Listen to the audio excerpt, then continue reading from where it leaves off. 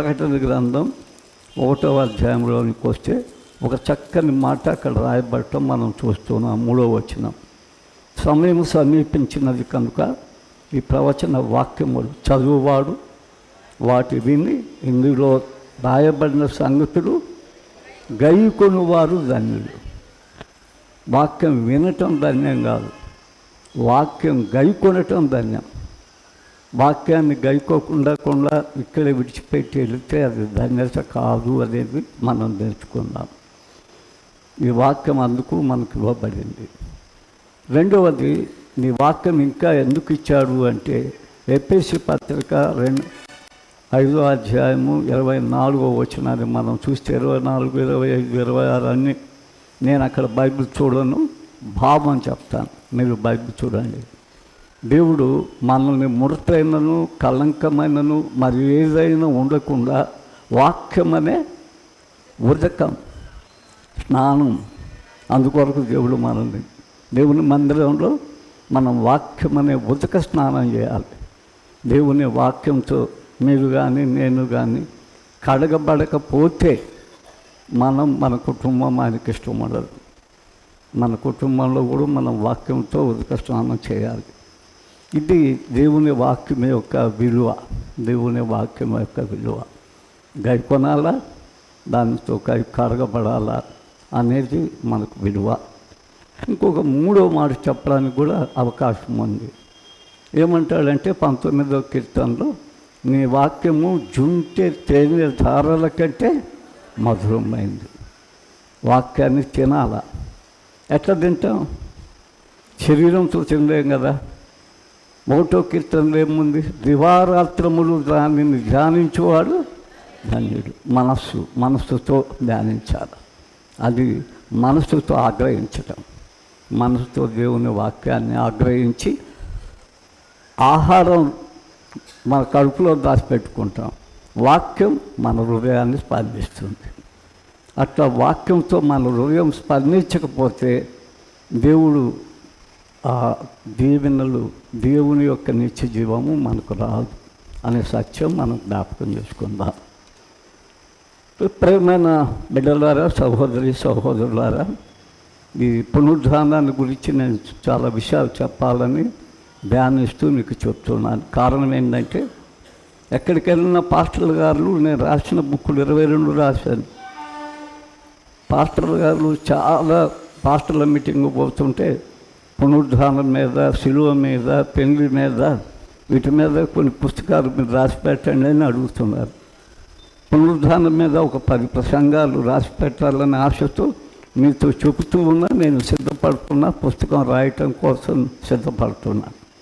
ఈ దినం ఏం ధ్యానిస్తాము అంటే, ఈ దినం ఒక విషయం విడిచిపెట్టాం. ఇంకా 2 వారాలు పునరుద్ధానాన్ని ధ్యానిస్తాం. ఇక్కడ మనం ఈ విశాలమైన విశ్వమందు మానవ జీవితం ఒక విచిత్రమైన రంగస్థలం. ప్రతి మానవుడు ఈ లోకానికి వస్తాడు. ధనవంతుడు కానీ, పేదవాడు కానీ, విద్యావంతుడు కానీ, లేకపోతే తెల్లవాడు కానీ, నల్లవాడు కానీ కొంతకాలం జీవిస్తాడు. జీవించిన తర్వాత మరణిస్తాడు, తప్పదు. మరణించి ఏ భేదం లేకుండా మట్టికెళ్తాడు. తీసుకుపోయి మనం మంచి గంధము చెక్కలతో సమాధి చేసిన, లేకపోతే చాలా ఎత్తైన సమాధి ఇల్లులా కట్టిన, లేకపోతే పెద్ద పన్నీరు పోసి ఆ పన్నీరు మీద పాడుపెట్టిన, ఏది చేసినా ప్రతి మనుషుడు మట్టిలో కలిసిపోతాడు. మట్టిలో కలవకుండా ఎవరు లేడు. కొంతమంది నీళ్ళలో పడేసిన అది ఒడ్డు కట్టుకొచ్చి మా ఇసుకలో మిళితమైపోతుంది. ఇది మన ఆఖరి జీవితం అది. కానీ దేవుడు మన జీవితంలో ఎందుకు వచ్చాడు, ఏం చూపించడానికి వచ్చాడు? మనం మట్టి పాలకు కాకుండా ఈ గుడారము శిథిలమైన తర్వాత శిథిలము కాని మహిమ శరీరము ధరించి పరలోకానికి తీసుకొట్టడానికి వచ్చాడు. అందుకే మరి ఒకసారి చెప్పిన మాటలు కొన్నిసార్లు ఎందుకు చెప్తానంటే, మీ లోపల నా లోపలికి వెళ్ళటానికి. యోహాను సువార్త 3:16 అంటాడు, దేవుడు లోకమును ఎంతో ప్రేమించాడని, తన అద్వితీయ కుమారుని పంపాడని. ఈ 2 పనులు ఎందుకు జరిగాయి? మనము నశించక నిత్య జీవానికి వెళ్ళాలని. చూసారా, ఆయన గుడికి ఎందుకు తెచ్చాడు నిన్ను నన్ను? నిత్య జీవానికి వెళ్ళాలని. లేకపోతే దండగా నీవు నరకానికి పోతున్నావు, నీ నరకానికి వస్తున్నావు.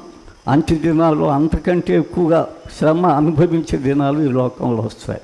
ఎందుకంటే యేసును తోడనాడితే ఆ భయంకరమైన దినాలు మన జీవితానికి వస్తాయని మనం తెలుసుకోవాల్సిన వారమై ఉన్నాం. మనము ప్రతి ఆదివారం దేవుని మందిరానికి వస్తున్నాం. ఎందుకు ఈ మందిరానికి వస్తున్నాం? ఈ మందిరంలో నుంచి మనం పరలోక మందిరంలోకి, గొర్రెపిల్ల దేవాలయంలోకి చేరటానికి. అందుకే ఈ మందిరానికి ఆదికాండం 28:16 ఏముందో చూస్తారా? 28:16 నిశ్చయముగా యెహోవా ఈ స్థలమునందు ఉన్నాడు. అది నీకు తెలియాలా, నాకు తెలియాలా? ఈ మందిరానికి వచ్చినప్పుడు దేవుడు లేడనుకుంటున్నాడేమో మీరు. నిశ్చయముగా ఈ స్థలమందు దేవుడు ఉన్నాడు. ఒకసారి మనం మళ్ళా మీరు ఇంటికి పోయి చదవకండి. కీర్తన 11:4 ఈ స్థలంలో నుండి మనల్ని చూస్తున్నాడు. మన హృదయాలు ఎందుకు వచ్చామో పరిశీలిస్తున్నాడు. ఆయన ఆకాశం ముందు చూసే దేవుడు, మన హృదయాన్ని పరీక్షించే దేవుడు. అందుకే ఇంకొక మాట కూడా రాస్తాడు అక్కడ. ఇంకొక మాట కూడా రాస్తాడు.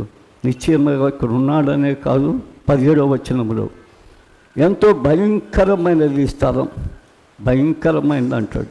ఇది దేవుని మందిరమే కానీ వేరొకటి ఒరే నా మందిరం అంటేట దేవుని మందిరం పెట్టుకుని చంపలు వాయిపడతాడు, కుటుంబాలు వాయిపడతాడు. ఇది దేవుని మందిరమే కానీ మరొకటి కాదు, మరొకటి కాదు, మరొకటి కాదు. అది మనం తెలుసుకోవాలి. ఈ ఈ ఈ మందిరంలో నుంచి ఎక్కడికి వెళ్తాం మనం? ఫిబ్రవరి పత్రిక తీస్తారా? మనం ఒక ఈ మందిరం తర్వాత ఈ సంఘం, ఈ సంఘము దేవుడు త్వరక్తమిచ్చిన కొన్న సంఘం. ఈ సంఘం ఎక్కడికి చేస్తుంది? ఎప్పుడైనా చూసారా? ఏప్రిల్ 12:22 ఇప్పుడైతే సీయోను కొండకు, జీవము గల దేవుని పట్టణమునకు, అనగా పరలోకపు యెరూషలేమునకు వేల కొలది దేవదూతల వద్దకు పరలోకమున రాయబడి ఉన్న అక్కడికి పోవాలి. ఈ సంఘం కాదు. మా సంఘం ఏంటంటే ఆడి కూడా పోయి లోన్ స్టార్ ఫస్ట్ సర్వీస్ అని చెప్తే గట్ అవుట్ అంటాడు ఆయన. సెకండ్ సర్వీస్ అంటే గట్ అవుట్ అంటాడు. లేదండి నేను పెంతుకోస్తూ చర్చిలో ఉన్నానని లేదు. ఆ చర్చికి నువ్వు సరిపోవాలా. అందుకు ఈ పరలోక గదిని, ఈ గమనిలో నుంచి పరలోకానికి నువ్వు పోవాలి. లేకపోతే మరణం బాగురాదు, నీ జీవితం బాగుండదు. దేవుణ్ణి మోసం చేసిన వాళ్ళు మొత్తం. దేవుని మోసం చేస్తే ఎంత గొప్ప పాపం అది. దాన్ని క్షమించబడలేనంత పాపం దేవుని మోసం చేస్తే. దానికోసం దేవుడు ఏం చేశాడంటే, పునరుత్థానుడైన తర్వాత మనం మట్టి వారమని, మనం పడిపోయిన వారమని ఆయన చేసిన గొప్ప కార్యం ఇప్పుడు చూడబోతున్నాం.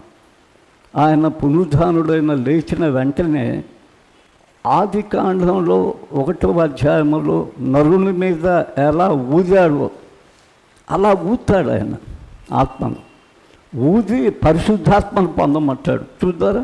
బైబిల్లో ఒక్కసారి రండి, బైబిల్లోకి వద్దాం. బైబిల్లోకి వస్తే మనకు అర్థమవుద్ది. బైబిల్లోకి వస్తే మనకు అర్థమవుద్ది. యోహాను సువార్త మనం తీస్తే, యోహాను సువార్త మనం తీస్తే 20వ అధ్యాయం 22వ వచనం చూడండి. బైబిల్ బాగా చూస్తున్నారు, మీకు దేవుడు ఆ జ్ఞానం ఇచ్చాడు. ఆయన 20:22 ఆయన ఈ మాట చెప్పి వారి మీద ఊది పరిశుద్ధాత్మను పొందుడి, పరిశుద్ధాత్మను పొందుడి. ఎందుకంటే మీకు పరలోకం పోలేరు. సాతానుడు అడ్డం వచ్చి పెడతారు. ఇంకా సాతాను సంబంధులు గురుగులు మీ జీవితాన్ని చెడిపేస్తాయి. ఎందుకంటే మీరు గురువులతో సహవాసం ఎక్కువ.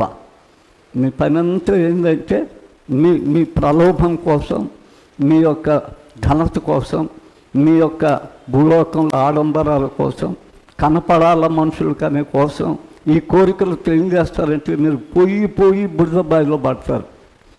బురదబావిలోనే పడతారు. వారి సహవాసం, వారి మాటలు ఇంపుగా సొంపుగా నరకానికి పోవటానికి మార్గంగా ఉంటాయి. కాబట్టి అక్కడ ఏం చెప్పాడో తెలుసా? ఇంకా ఒక మాట, లూకాసు వార్త 24:49, నా తండ్రి వాగ్దానం చేసినది నీ మీదకు ఏమంటాడు, పంపుతున్నాను, మీరు పైనుండి శక్తి పొందుదురని నిలిచి ఉండండి అని చెప్పాడు. మీరు నిలిచి ఉండండి. పరిశుద్ధాత్మ మీరు పొందాలంటే మీరు నిలిచి ఉంటే పరిశుద్ధాత్మ వస్తుంది. దేవునితో ప్రార్థన చేస్తా నిలిచి ఉంటే పరిశుద్ధాత్మ వస్తుంది. ఇంకొక మాట మనం చూస్తే అపోస్తల కార్యంలోకి వెళ్దాం. అపోస్తల కార్యంలోకి మనం వెళితే అక్కడ ఒక చక్కని మాట రాయబడి ఉంది. ఏమని రాయబడి ఉందంటే 1:8, అయినను పరిశుద్ధాత్మ మీ మీదకి వచ్చినప్పుడు ఏమవుతారు, మీరు శక్తి పొందుతారు. కొంతమంది దెయ్యాలాత్మ శక్తి పొందుతారు. పరిశుద్ధాత్మ అని చెప్పి కొంతమంది పరిశుద్ధాత్మ అల్లరి చేయదు, వీళ్ళు అల్లరి చేస్తారు. పరిశుద్ధాత్మ ఒకవేళ దెయ్యాలను బాగు చేసినా, రోగాలను బాగు చేసినా వారు పేరు చెప్పుకొని సాక్ష్యం చూపించమని అడగరు. ఎందుకంటే వారు చేయలేదు, అది వాళ్ళు అడగకూడదు కూడా. పేతురు శృంగారపు దేవాలయం దగ్గర ఆ బాటం లేనివాడిని, ఇప్పుడు తల నిప్పంటే తల మీద పెట్టి ప్రార్థన చేయటం, ముక్కు నిప్పంటే ముక్కు, చెవు నిప్పంటే చెవు, అక్కడప్పుడు అదేం లేదు. కింద నుంచి బాటం లేదు, ఎత్తుకొని వచ్చి కోసం పెట్టాలి అతన్ని. ఆయన బాగు చేసిన తర్వాత వారందరూ పేతురు వైపు చూస్తుంటారు. అప్పుడు పేతురు అన్నాడు, మా వైపు చూడొద్దు, సాక్ష్యం చెప్పమని అన్నా, మా వైపు చూడొద్దు, ఇది మా వలన కలిగినది కాదు. ఇప్పుడున్న చాలామంది మనుషులు స్వస్థత పరచాలని వాళ్ళ పేర్లు చెప్తున్నారు. దరిద్రులు, సైతానులు. ఏ మనుషుడికి లేదు. అబద్ధంగా డబ్బులు సంపాదించుకోవటానికి, సంఘాలను పెంచుకోవటానికి చేసిన దుర్మార్గపు పనులు అవి, దుర్మార్గపు పనులు. అంత పెద్ద పేతురు చెప్పలేదు, నా వైపే చూడొద్దు అన్నారు. పరిశుద్ధాత్ముడు చేసే పని నేను ఆపాదించుకుంటే పరిశుద్ధాత్మకు వ్యతిరేకమైన పాపం క్షమించాడు. నీవు ఆపాదిస్తే నేను క్షమించాడు. అది ఆయనకున్న వరం, కానీ అది మనకిచ్చింది కాదు. అపోస్తులకు ఇచ్చారు. ఇప్పుడు అపోస్తులు లేరు. అపోస్తులు అంటే దేవునితో తిరిగి, దేవునితో ఉండి, తిరివేయబడ్డప్పుడు చూచి పునరుద్ధాన అనుభవాన్ని పొందిన వారికి తప్ప తర్వాత వచ్చిన వారికి లేరు. ఎవరు అపోస్తులని పేరు పెట్టుకోకూడదు. ఎందుకంటే ఆ హక్కు లేదు. వారు చేయబెడితేనే ఆత్మ వచ్చింది, ఇప్పుడు లేదు. ఇప్పుడు చెప్పేదంతా నటనది. మనం అది తెలుసుకోవాల్సిన వారమై ఉన్నాం. అందుకే 1 పేతురు పత్రిక, 1 తిమోతి పత్రిక 4:1 ఒక మాట అంటాడు. అది కూడా వినాలి మనం.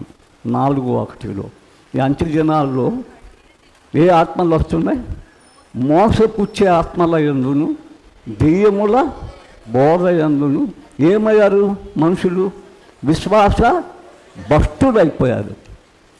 చాలామంది విశ్వాస భ్రష్టుడు.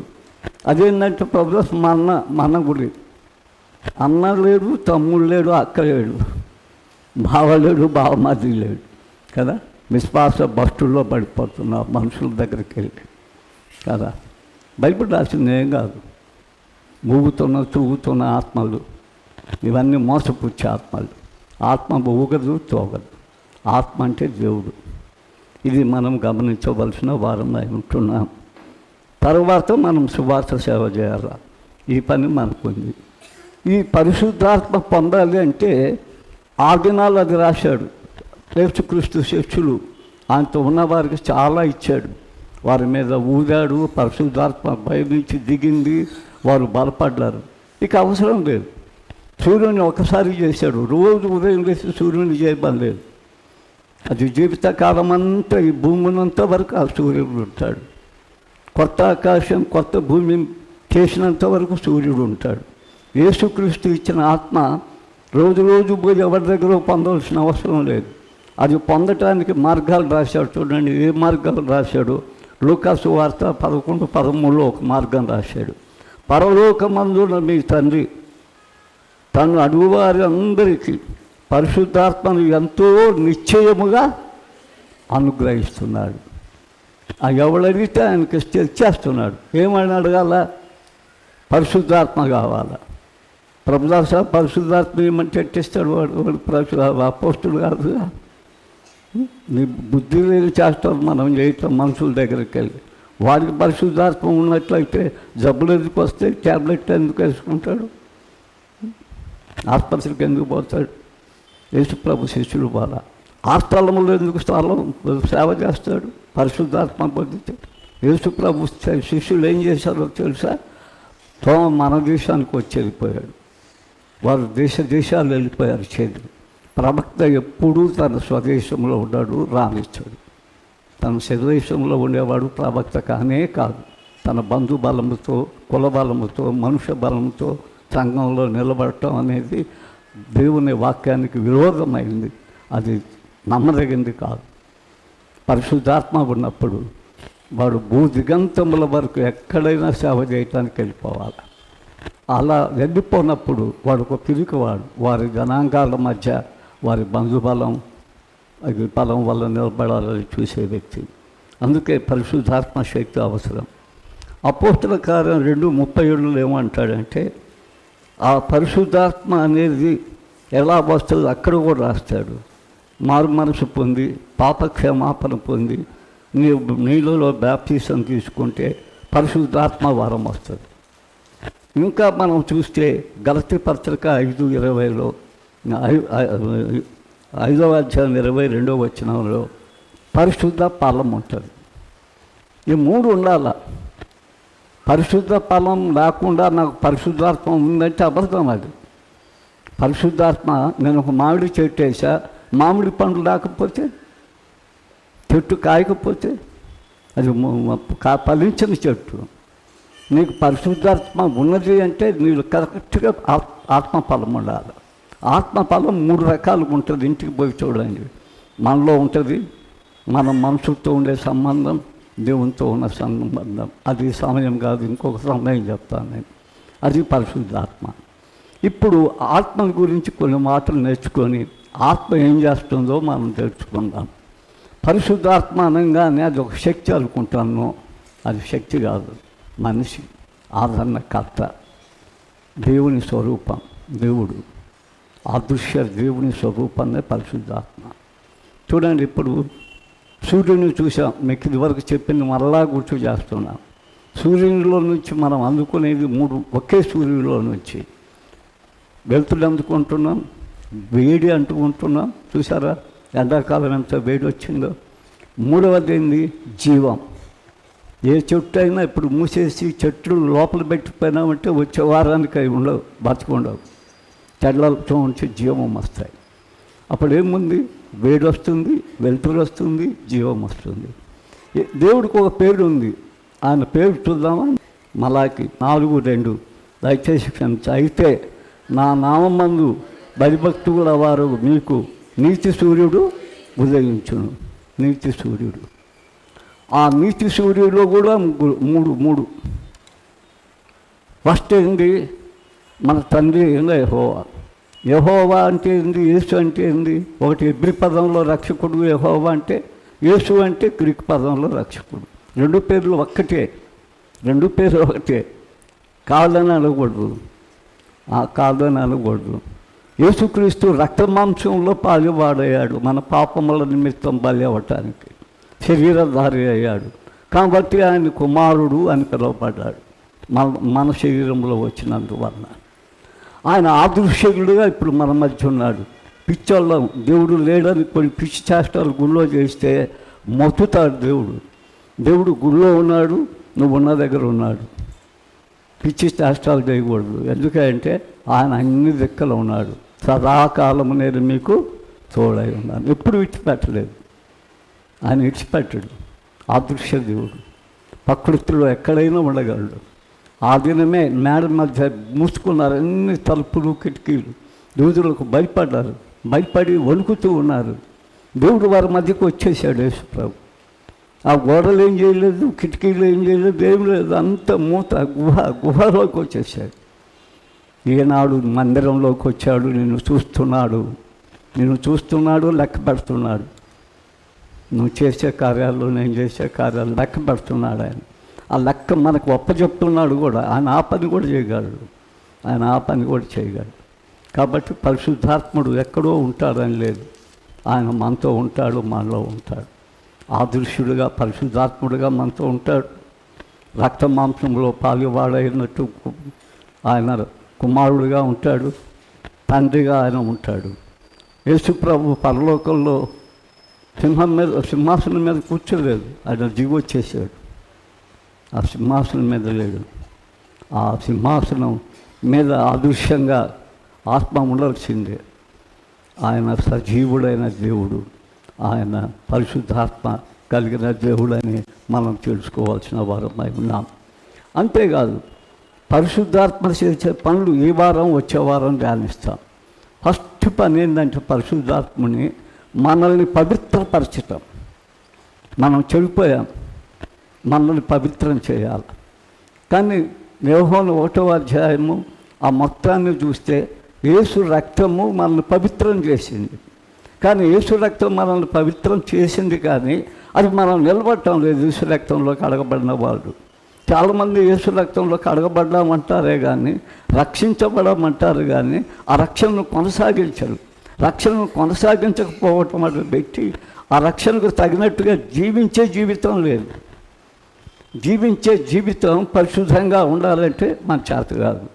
చూసారా, ఎబ్రీ పత్రిక 12:14 చూడండి, ఒక మాట ఉంది, అది చాలా కఠినమైన మాట. పరిశుద్ధం లేకుండా ఎవడు దేవుణ్ణి చూడలేరు. పరిశుద్ధత లేకుండా ఎవడు దేవుని చూడలేరు. ఖచ్చితంగా రాశాడు పౌలు, ఖచ్చితంగా ఆ మాట రాశాడు. పరిశుద్ధత లేకుండా ఎవడు దేవుని చూడలేరు. మనం సంపాదించుకుందామా పరిశుద్ధాత్మ మన చేత కాదు.